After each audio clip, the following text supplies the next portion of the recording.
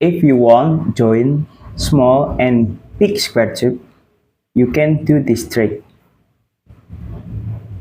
Okay, small and big want to join.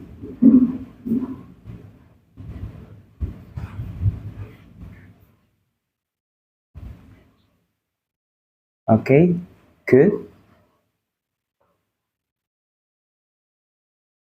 Then you can cut square tube.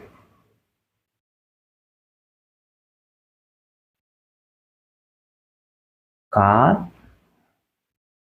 Yes. Cut again.